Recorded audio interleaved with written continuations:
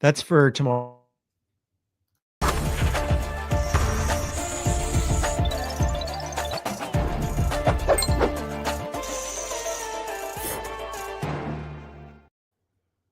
Welcome to the latest edition of Beyond the Arc. I'm John Gonzalez alongside Sam Quinn from CBSSports.com. What's up, Sam? John, we've officially reached that magic point in the season where I know exactly how many days away from the trade deadline we are. It's great. We're 2 weeks away exactly. Uh, we're at the point where I'm doing all-nighters most nights, writing bizarre fake trades. It's great. I can't wait for that to happen. I'm excited about it. I want to see who might be on the move. We're going to talk about a guy who might be on the move in just a second. Later in the show, though, we're going to do our Eastern Conference mid-season report cards, and we'll do Team of the Night. But first, Jimmy Butler, the drama continues in Miami. So they lost to the Blazers at home the other night, which was just a brutal, brutal loss. And then Jimmy Butler just like no-showed for a team flight and decided he had no intention of joining the team. So they have suspended him for 2 additional games, additional because he was suspended for 7 games previously. So he's going to miss the games at the Bucks and at the Nets.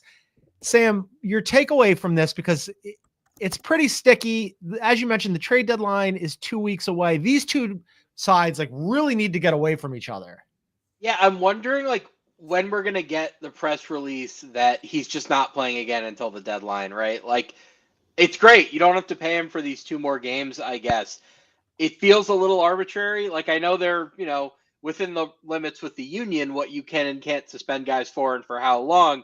But, like, the real issue here is you can't put him on the court again and risk him getting hurt before you get a deal done. So that Portland game, it was a few days ago, they didn't just lose to Portland. They got blown out by Portland. It was not remotely close. Brutal. Without Tyler Hero, the Heat just like are not a functional NBA offense. Like Jimmy was fine. Like he wasn't bad. He wasn't James Harden against the Kings level of not trying, but he wasn't generating shots for teammates at all. It was kind of like every now and then, oh, I'll go attack the basket once now, and then maybe 6 or 7 possessions later, I'll do it again later. Like, I can't remember what the exact numbers were, but like you'd look at them and they were relatively innocuous, but he wasn't impacting the game in any meaningful way. And the Blazers just blew them off the court. Like, I don't know who's getting served here by him continuing to play. Yeah. He played 27 minutes in that game. He had 18 points. He was basically, the whole team was bad, but he especially was sort of just there.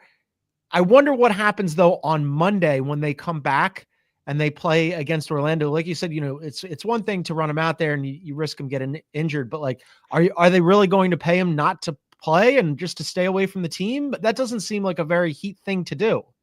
I mean, it doesn't, but you just have to think about your long-term goals as a franchise here, right? Like, let's say you put Jimmy Butler out there and like, forget about the nightmare scenarios of like, oh, he like tears an ACL or something. Like, what if he just gets a bad ankle sprain and that spooks the Suns? Like, or whatever other team is involved here. Like, at a certain point, we all know that he's not a long-term member of the Miami Heat. That ship has sailed.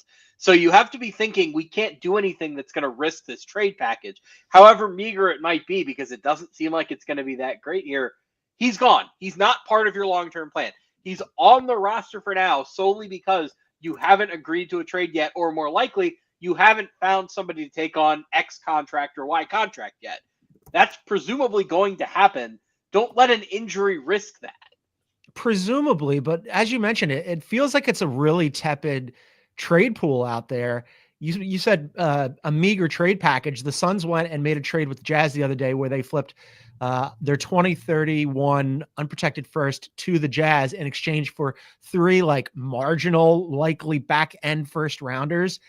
Is that enough along with Brad Beal to get Jimmy to Phoenix? It might be just because Jimmy is being so forceful about like I'm getting traded and getting traded to Phoenix specifically. It seems that trade in and of itself is a nightmare for Phoenix. Like that's a terrible trade. If you actually just look at what's happening here, that 2025 first this season is connected to the Cavs among 2 teams, the Timberwolves as well. The Cavs might win 70 games. That pick is number 29 or number 30. 2027, 2029, it's 3 teams. It's the worst of the Cavs, the Timberwolves, and the Jazz. Yes. So basically, if one of those teams is good, that pick is bad. So in all likelihood, you're looking at 3 picks in the 20s for an unprotected pick from a team that controls none of its own picks for the next 7 years. Yeah. Like, do Well, you realize how dangerous that is? How valuable that Suns pick could be? That trade only makes sense if you are like 99% sure you have the Jimmy deal lined up. You're just, dotting your I's and crossing your T's right now. There was the report yesterday like, oh no, they don't have that deal lined up. That's kind of a nightmare. If you made that trade without ultimately getting Butler, whether or not they should get Butler is another conversation, but that trade was clearly a trade designed to say we need to pay off multiple teams, one obviously being the Heat to get Jimmy Butler, and then another 1 or 2 teams to take on some contracts to grease the wheels in this trade. Because in a vacuum, that trade was a disaster. Yeah, I mean, they kind of signaled what they were going to do ahead of time, right? I mean, Matt Ishbia said when they first came in, we don't really care about the 2031 picks. But kind of a disaster is a great headline for a book about this whole situation. The Phoenix Suns, colon, kind of a disaster, or kind of a disaster, colon, the Jimmy Butler saga and how it wraps up in Miami. It's really brutal. I just don't know how this thing shakes out. Is there a not, before we move on, because we need to do mid-season grades here. Is there a non-zero chance that he doesn't get moved, or do we think, no, they're just going to take whatever they can get for him?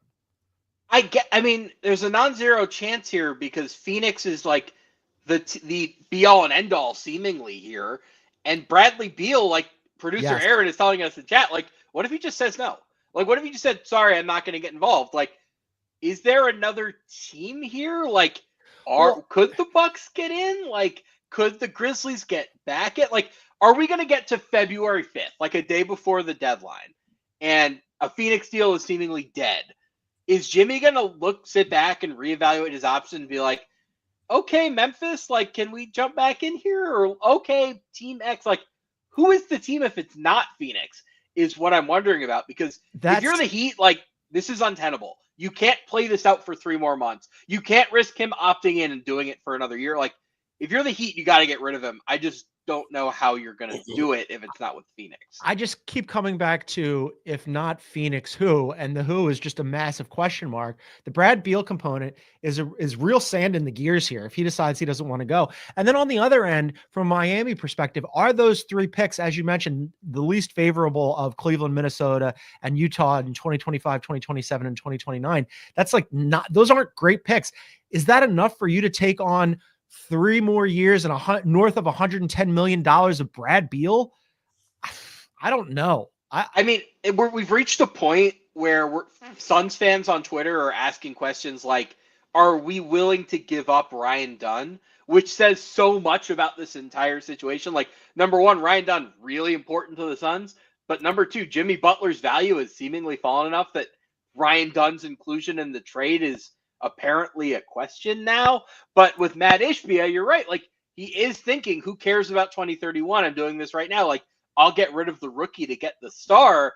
It's funny. I was talking about this with somebody a day or 2 ago. The Suns are in this position where they've given up on the draft to such an extent that, like, they, for all we know, in a year or 2 might have totally blown up because the situation has gone so badly, but they control none of their own picks for the next 5 or 6 years. The Stepien rule, the rule that means that you can't be without a first-round pick for 2 consecutive years, exists because Ted Stepien, the old owner of the Cleveland Cavaliers, traded away so many picks that it basically tanked the Cavs franchise. I wonder if there might be a rule someday called the Ishbia rule to address an owner coming in and tanking his team's future to such a glorious extent. Like, there have been some rumblings in the past about maybe we have to change the trade rules so you can't do swap rights every other year. Maybe that could be the Ishbia rule someday. Like, that's where we're at with the Suns.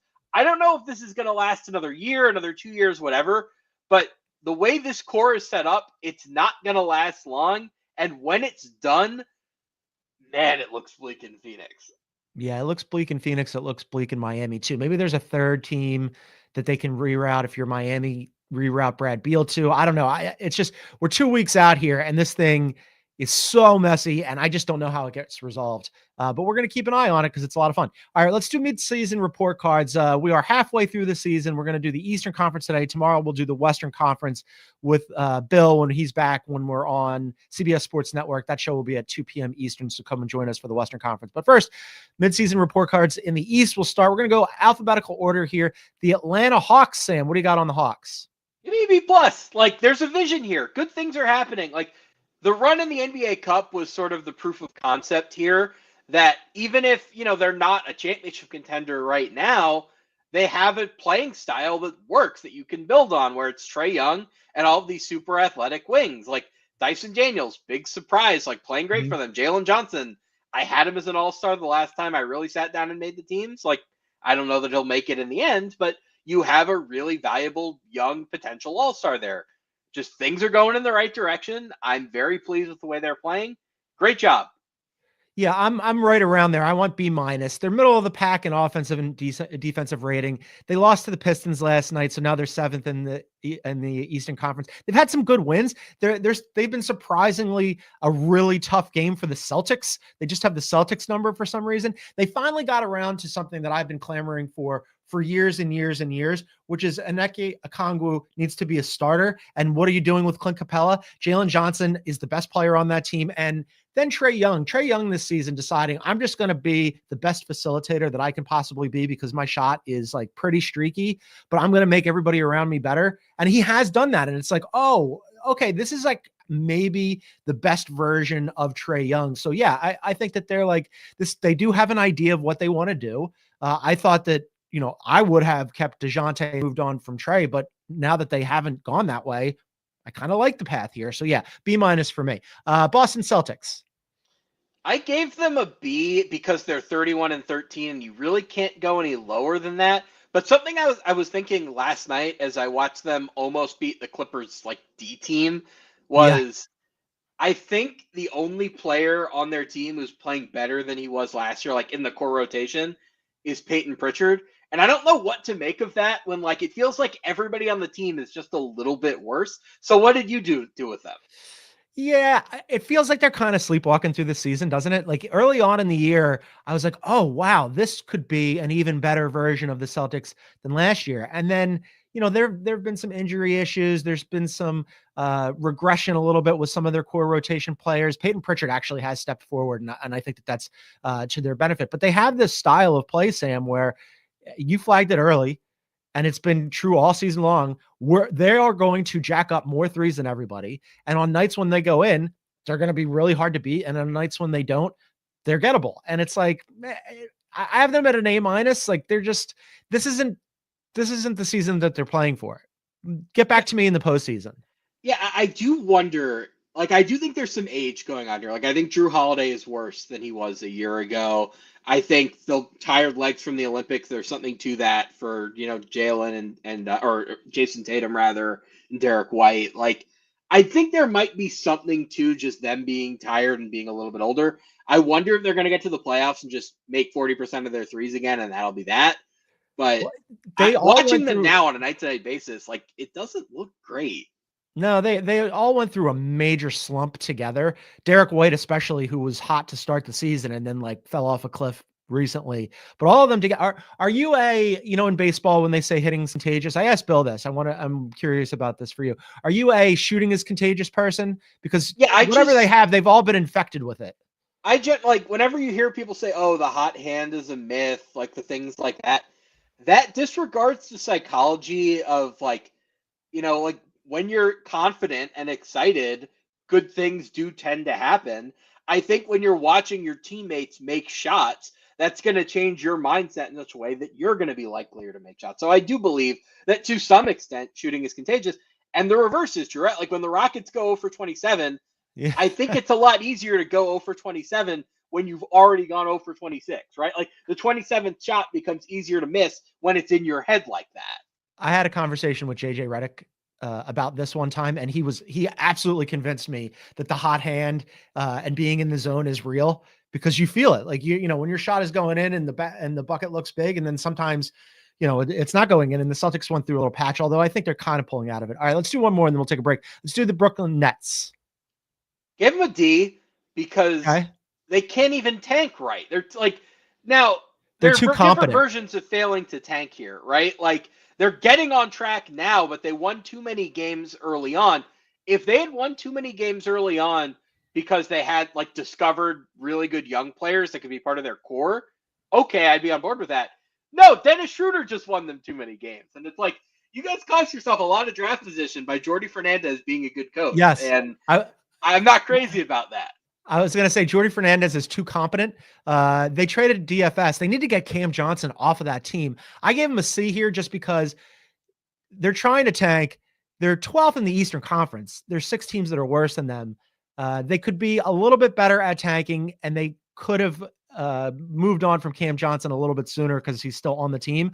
But I think on the whole, they've got an idea, and they've really set themselves up nicely for the future. All right, we're going to take a quick break, and then on the other side, we will continue with our mid-season Eastern Conference report cards. That's coming up. This is Beyond the Arc.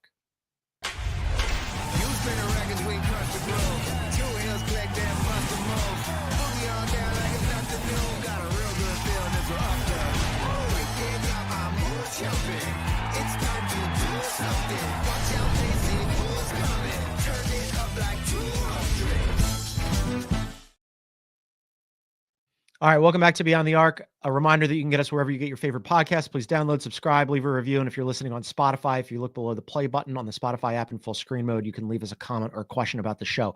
Charlotte Hornets. I had a hard time with this one. What do you got? Yeah, I went with a C minus. Again, there are different versions of being bad. Mm-hmm. If they were bad in such a way that I felt like they're developing an identity that can transcend this season and stay with them as they get older and get better, I'd feel better about this. But watching them, like, I don't know what their core principles are. I don't know what is here that I'm supposed to get excited about for the long term. Like, they're 28th in offense, and I'm supposed to buy into LaMelo Ball as like this, star capable of running their offense moving forward. I don't really know. I don't know. I don't see it. Brandon Miller, I've been a little disappointed with in his second season. Like, I don't know what's here that I'm supposed to be very excited about. Let me answer that question for you. I'm going to put LaMelo off to the side. I'm not a LaMelo guy, and I think that him leading the fan voting was an abomination because he's just out there. I mean, your read on him just out there freelancing and doing his own thing and jacking up shots from all over the court. That's not for me. I don't know what you're getting out of that. That's not a winning player. I actually do believe in Brandon Miller, but it was sort of a disappointing season until he hurt his wrist because he has been intermittently injured and he might be a shutdown candidate. What can you be excited about? Have you seen Mark Williams lately?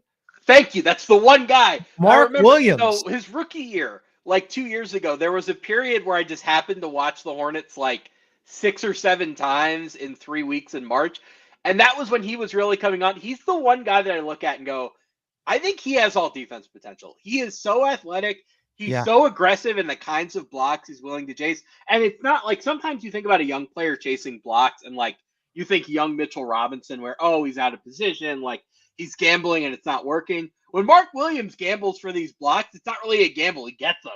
I think he's one of the most underrated young big men in basketball. He quietly has a little bit of a passing touch, which I love.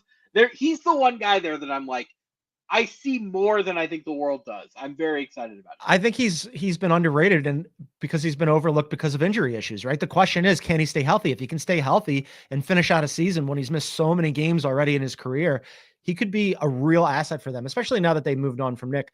Let's do Chicago Bulls. For the Bulls, it's another, they're not tanking hard enough. So I went with a C minus. Now, that's exactly what I did. It's cool that the veterans like Zach LaVine and Nikola Vucevic, like, great. They look good. You can trade them now. Like, you're not stuck with this group, but you're also going to like either hand a pick to San Antonio, which would be an unmitigated disaster, or you're going to pick 9th or 10th and like, good luck with that. Like maybe you get somebody who can be a cornerstone piece. Like Josh Giddey was supposed to be like a franchise player for them, like somebody they built around, and he's mostly been a disaster. Modest Buzelis, their late lottery pick this year. It's like they're flashes. It's just, there's not much. I don't know, like who is the best long-term piece here? Is it Kobe White? Like Kobe White's good. Like he's fine.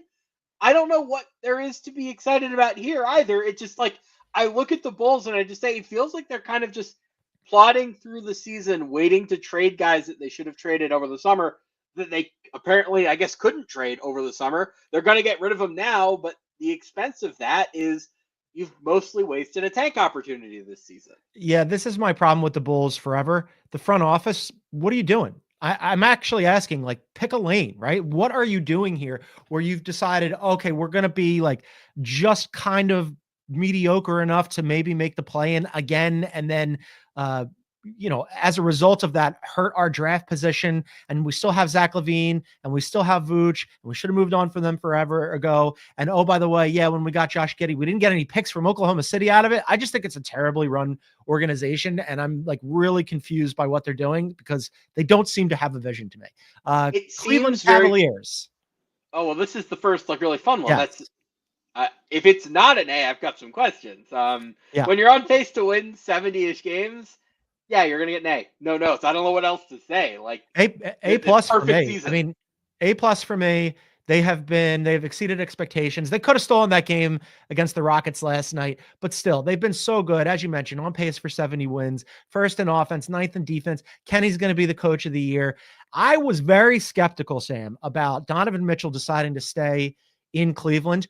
I thought for sure they were going to have to break up Donovan Mitchell and Darius Garland, that you couldn't really play them together. At the very least, you'd have to stagger them. Wrong about that. I thought that Evan Mobley and Jared Allen, that didn't really make much sense. Maybe move on from one of them. Wrong about that.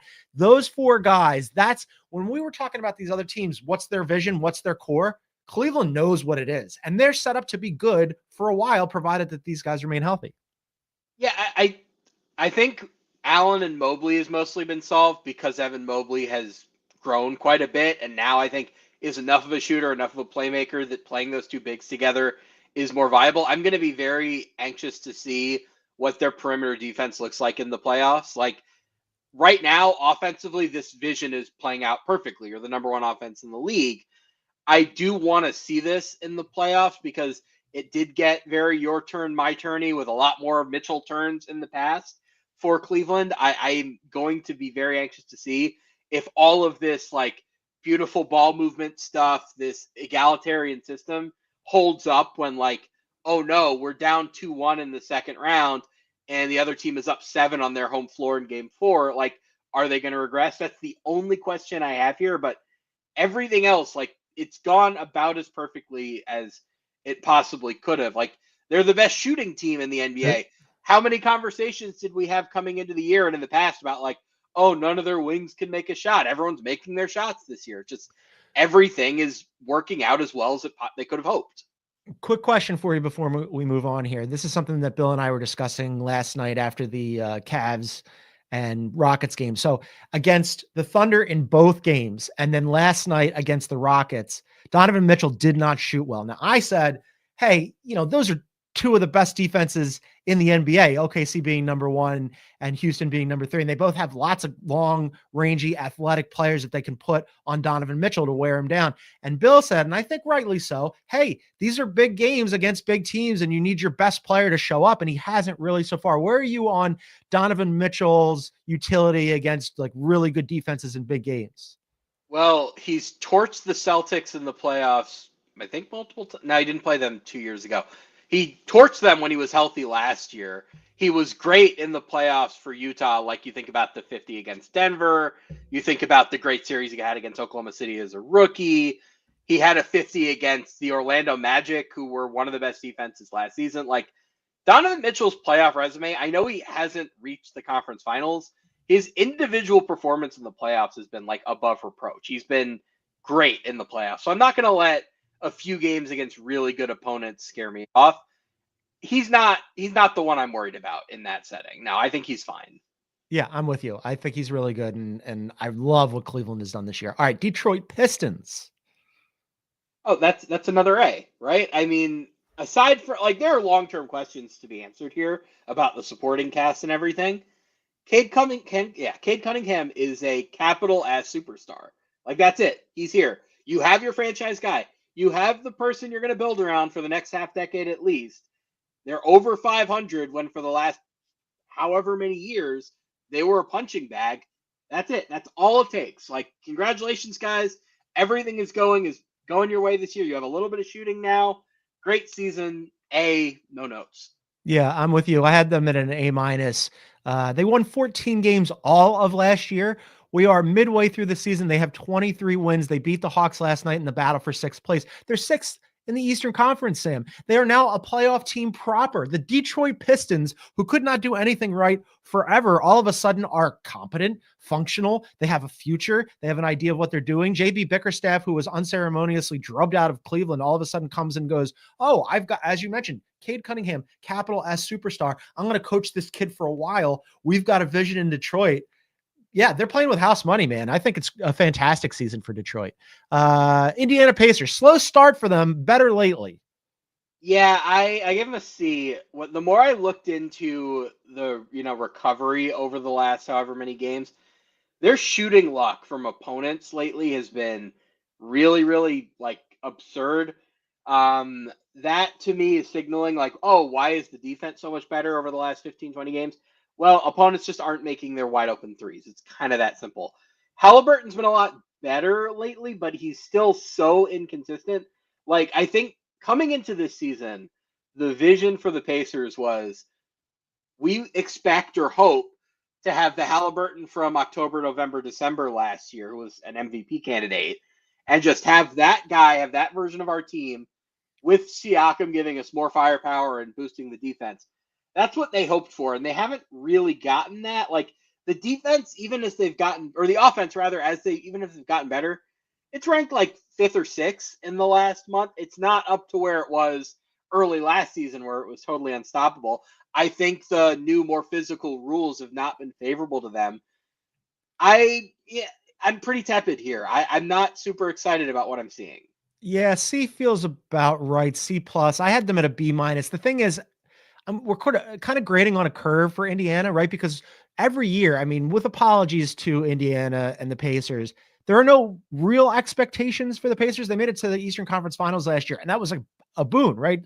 A reason for celebration. Congratulations. You made it farther than anybody could possibly imagine. And then you come into the season and everybody shrugs their shoulders and goes, making the playoffs, maybe winning a series or two, that would be nice. The Cavs, the Celtics, the Knicks, the Bucks, the Sixers, certainly we'll get to them in a second. The Heat, those are teams with actual expectations in the Eastern Conference. I don't think anybody can reasonably look at the Indiana Pacers and go, this team has to do something. So I think like being fifth place in the Eastern Conference and like maybe being a tough out, that's about as good as you can expect. We started the show with Jimmy Butler against the Miami Heat. We now arrive at the Miami Heat for the report card grade. What do you got? C minus. I mean, that Portland game really brought into focus like Tyler Hero is the only guy on that team now that can create offense. It is really jarring. Like, don't get me wrong, Tyler Hero's been very, very good this year. If your offense is so dependent on Tyler Hero that like without him you can't score against Portland, you have very, very serious problems.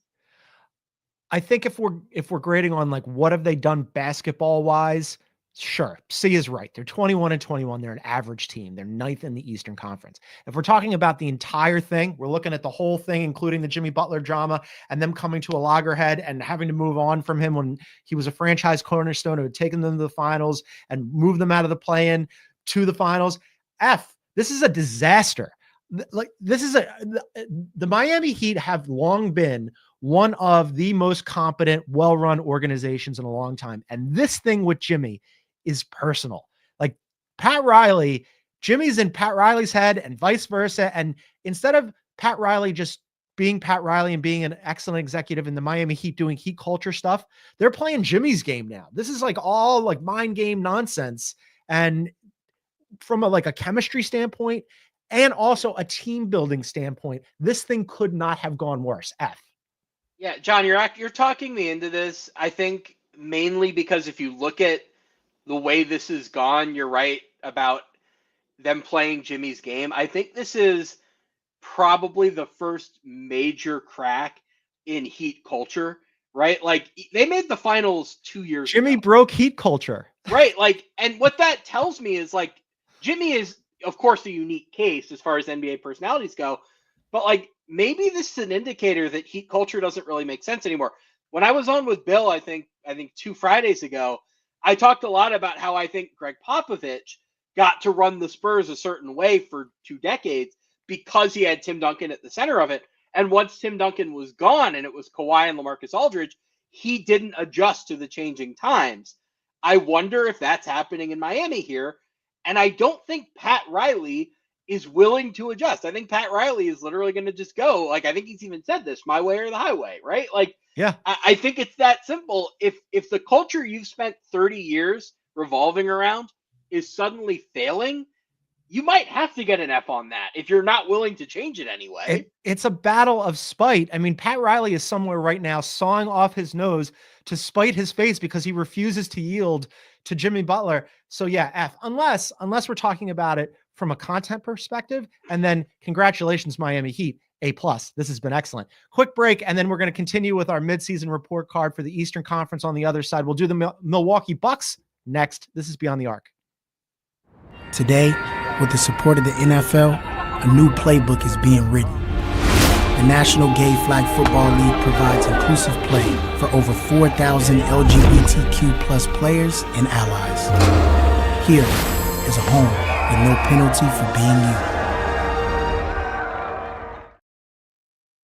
All right, welcome back to Beyond the Arc. A reminder, you can find us on YouTube. We're over on YouTube at Beyond the Arc CBS. Please hit the like button, leave a comment, subscribe. The little bell symbol, you click on that, you get notified when we go live. We're live most days, Monday through Friday at noon Eastern. We've also been doing some live shows post-game at night following big matchups, so be on the lookout for that. All right, we are now at the Milwaukee Bucks, Sam. I'm going to go with a B. The record is a little bit out of whack because they started 2-9 or whatever, but 22-8 in their last 30. The defense is quietly number 8. I don't think it's a playoff viable defense, but I think they've at least found a formula that can get them through the regular season. They've generated enough depth, which was a major concern given that they're a second apron team that's super old. Like Damian Lillard, not washed. Like we came into the year a little bit concerned about how we played last year. Damian Lillard has been an all-star. Like I still don't buy them as legitimate championship contenders, but I think the regular season is going like reasonably well, all things considered. Yeah, I'm with you. I had a B. I echo everything that you just said. They've been fine. They're fine. There are other teams with much greater concerns than the Bucks. They started out really slow. There were rumblings early, or at least consideration that we were talking about, like, hey, if this thing keeps going this way, like how long until Giannis looks around and goes, "It's broken. We can't fix it. I'm going to want out." They're not there now, and for them to just be a functional basketball team and to, maybe be able to make a little bit of noise in the Eastern Conference, I think that keeps Giannis like somewhat healthy and happy for the present tense. And that's really like the only thing you should be worried about. Like, Giannis, what can we do to keep you happy? As it stands right now, like, I think we're going to have those Giannis conversations in 6 months to a year at some point. Like, I think they're going to lose probably in the first or second round of the playoffs. And we're going to have they're not a championship contender conversations, barring a significant trade because they've reportedly been pretty active. So maybe they do shake things up and that changes things. Like, I don't think the Giannis stuff has like solved itself, but hey, they won a trophy. Like they're playing pretty well. It's not that everything is better. It's that it's good enough now that we can put these things off for a little while. Yeah, good enough now. That's why they're a B. As you mentioned, they're 8th in defensive rating. They're 12th in offense. They're almost top 10 in both. Like, meh, it's fine. New York Knicks. I gave them a B, and I really struggled here. Really? The Knicks have quietly been like the healthiest team in the NBA, aside from Mitchell Robinson. Their starting lineup has played 734 minutes this season. Yeah. No other lineup in basketball has played more than 480. Like they're lapping the field as far as the consistency of the guys they have on the court. So I feel like I'm not even grading a whole team. I'm literally just grading 5 guys. Now, those 5 guys, like, they've been good. I'd say worse than I expected. They lose a lot of dumb games. They run out of gas late in fourth quarters more often than I'd like. And they lose to bad teams more than I'm comfortable with. But, like, they're in the mix for the number 2 seed in the East. So, like, I can't go worse than a B. But there's simmering concerns here.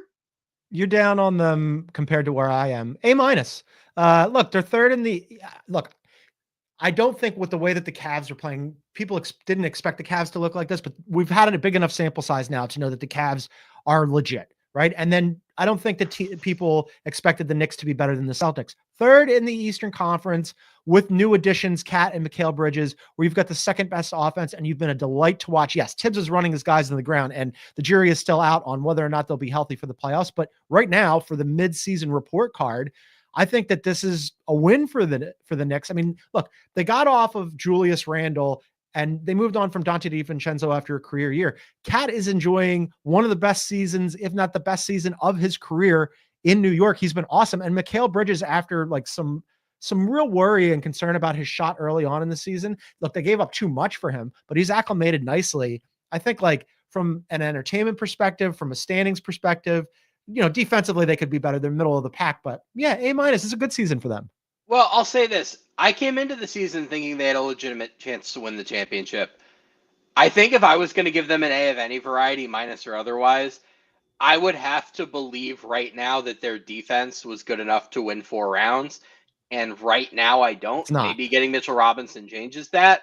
So like I'm a little bit lower on the Knicks today than I was when they made the Towns trade. The Towns trade was an A. Like the trade itself, great. And I'm glad they made that for the next 4 or 5 years.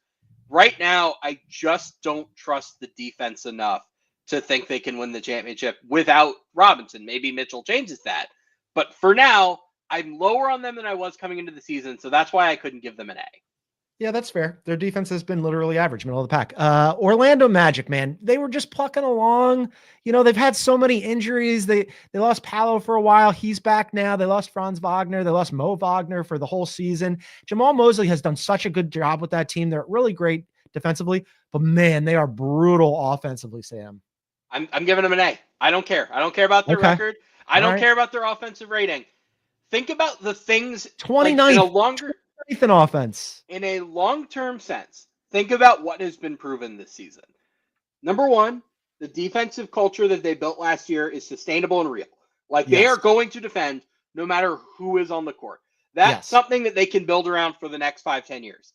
Paolo Banchero, when healthy, has been great. He's been every bit the number 1 overall pick, headed for a max contract that they expected. Like great. Franz Wagner grew into an all-star when Paolo was hurt. Like, just think about those 3 developments.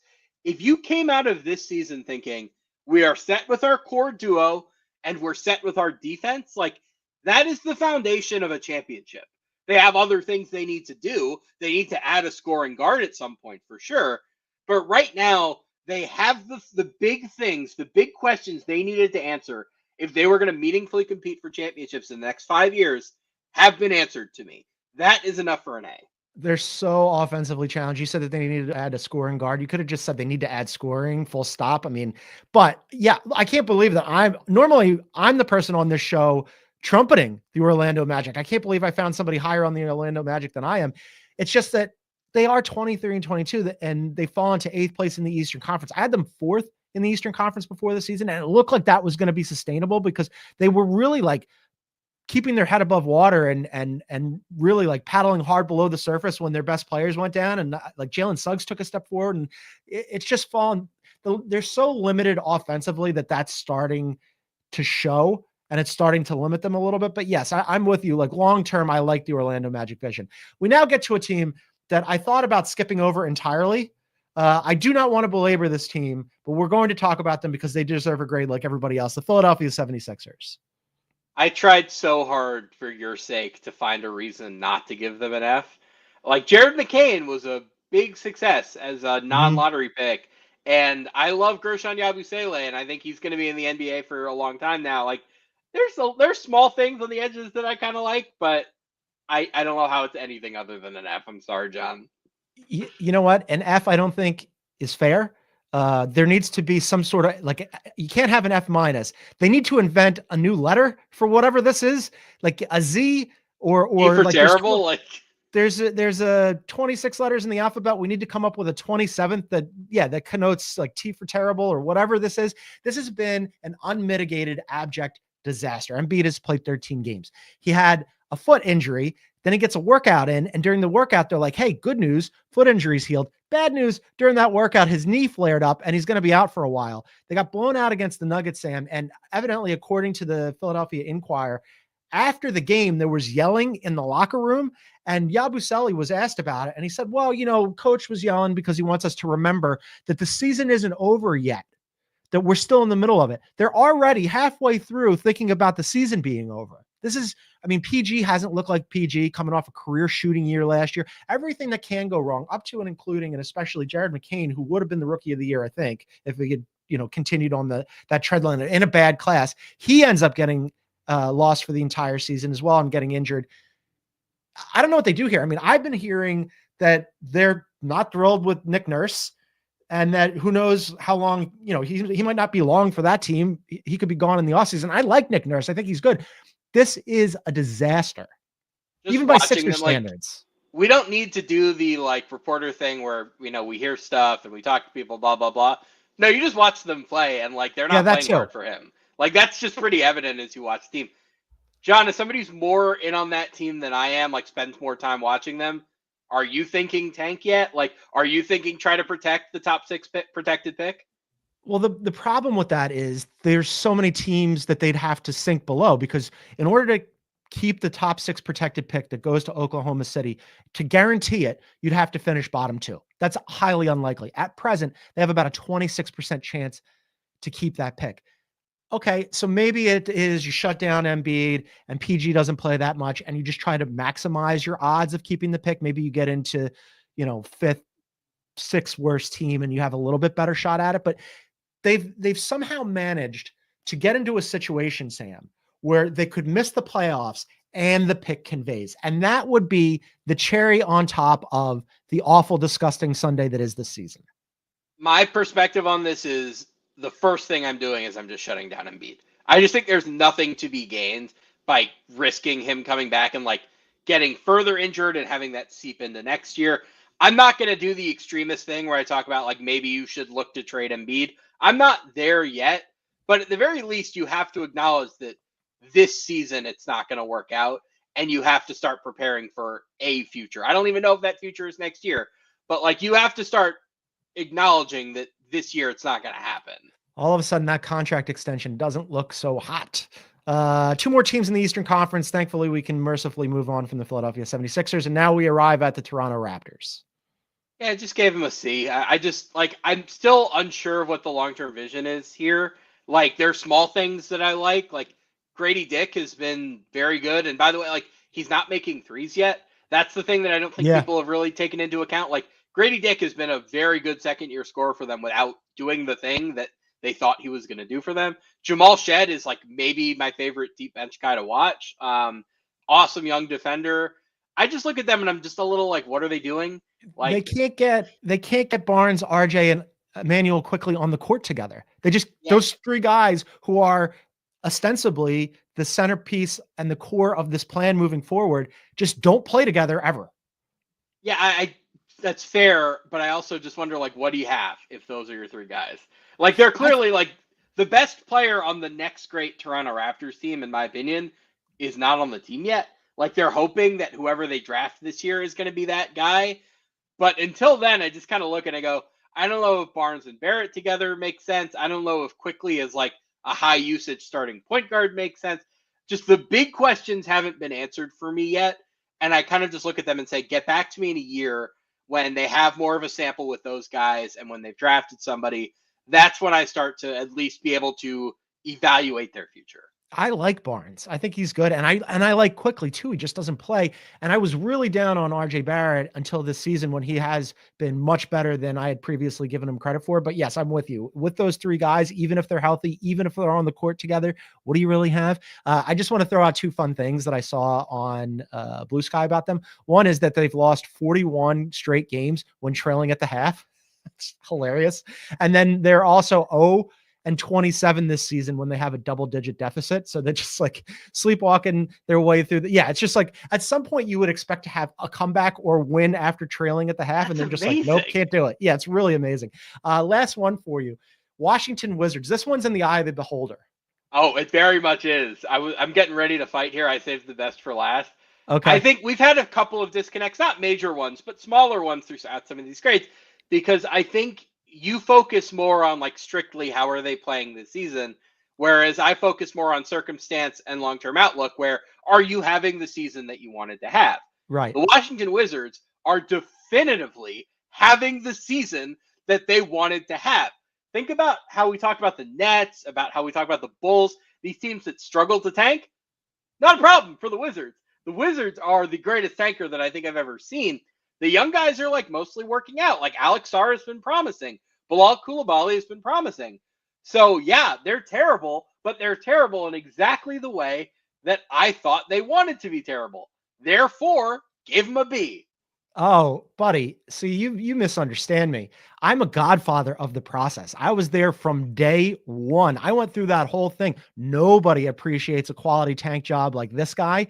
And put some respect to, although you said that this might be the best tanking job you've ever seen, put some respect on Sam Hinkie's name. They changed the rules because of that guy. All right. So that was the greatest tank job that anybody's ever seen. However, in this current iteration, are they having the season that they want to have when they have 6 wins? They're 6-36. They're the worst team in the NBA by a million miles. They're setting themselves up nicely for Cooper Flag. Cooper Flag, by the way, I hope you like the nation's capital because you might end up there. A+ for the Washington Wizards. Nicely done. I mean, like, you want to be bad in a really bad way. They have figured that out. Fantastic job by them. No notes on tanking. Yeah, they've turned Jordan Poole back into like a trade asset. Like he's made it back into these trade conversations, right? Like the only thing that is not going the way the Wizards would have wanted it to go is Kyle Kuzma turning into a pumpkin, I guess. Like Kyle Kuzma is like looks untradeable when you watch him. Like I can't imagine a contender adding this version of him. Other than that, like everything's gone exactly the way they've wanted it to. Yeah, Kuz really, really, really should have taken that escape hatch last year. Although I'm imagining that the Dallas Mavericks are very glad that he did not do that.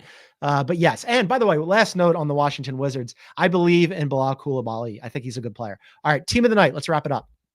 You mean the Los Angeles Clippers, who very nearly beat the Celtics last night without their 6 best players? Like no Kawhi, no Harden, no Powell, no Chris Dunn, no Zubac. Like it was incredible. Derek Jones Jr. scored 29, and the only reason that wasn't like the story of the night is that Jaden Springer also had a career night for the Celtics, and that helped Boston win. So, like, I just watched them, and I go, there's nothing, like, no game could have better encapsulated the culture that they've built around defense and hustle than nearly beating the champs without your entire rotation. So, that to me was just, I've loved every second of this Clippers season. I'm a real believer in what they're building now as far as like a culture and a win every night or compete every night sort of attitude goes. I loved it. Last night was a hoot. This is like looking into a mirror here, because I bring this stuff up about the Clippers all the time and teams who play like the Clippers. Bill makes fun of me because I love hustle teams, defense teams. You know, the Rockets are one of my favorite teams to watch. The Clippers here have a theory of the case, right? I mean, they decided coming into this season, look, we're probably not going to out-talent other teams. We don't know what kind of Kawhi we're going to get. We don't really have a lot of offense outside of James Harden and Norm Powell, an ascendant Norm Powell. We're going to be the best defensive team that we can possibly be. We're going to be a better version of the Orlando Magic. We're the Orlando Magic, but we have some offense. And look, Kenny Atkinson's going to be coach of the year. Jamal Mosley's done a fantastic job. Ime Udoka has been really good for Houston. I don't think we give Ty Lue enough credit. He's done a really good job with what he has. We've reached a point now with the Clippers where if they go into a first round series against the Rockets and Kawhi is as healthy as Kawhi can be, like I might pick the Clippers. Like I'm that excited about what they've been. We obviously don't have a big sample yet, but like I've been encouraged by the little we have seen out of Kawhi. I just think the culture that they've built, when you can do that with everybody out, that tells me this is not just, oh, we have players who do these things. Right. That tells me we've built something that like permeates the entire building. Credit to Ty Lue. Also, credit to Jeff Van Gundy.